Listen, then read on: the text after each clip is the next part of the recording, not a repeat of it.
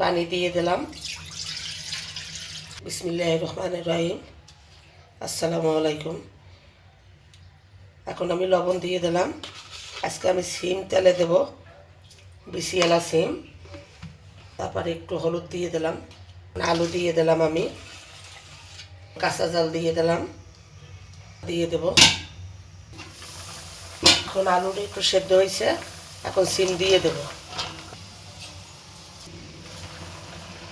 আজ আমি সিম আলু তেলে দেব।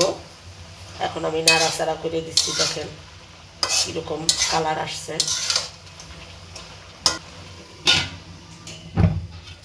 বিসমিল্লাহির রহমানির রহিম।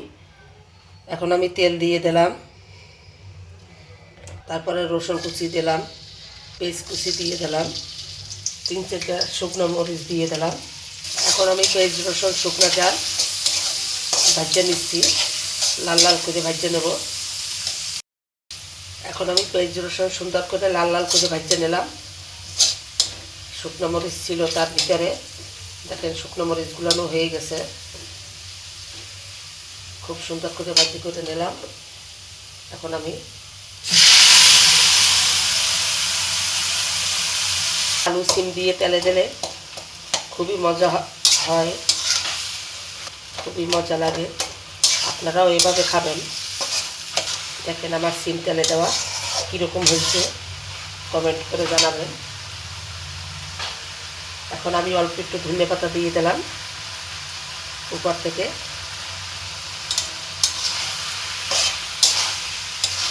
আজ আমি বিসিএলা সিম আলু দিয়ে তেলে দিছি, তার ভিতরে ধনে পাতা দিয়ে দিছি একটু। সিম তেলে দেওয়া কীরকম হয়েছে আপনারা কমেন্ট করে জানাবেন। এখন আমার সিম তেলে দেওয়া হয়ে গেছে। এখন আমি ঢেলে নিচ্ছি বাটিতে। দেখেন আমার সিম তেলে দেওয়া কীরকম হয়েছে,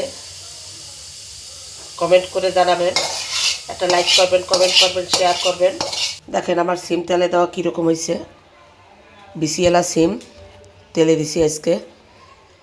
লাইক করবেন, কমেন্ট করবেন, শেয়ার করবেন, বন্ধুত্ব বাড়াবেন। আজ এই পর্যন্ত। আল্লাহ হাফেজ।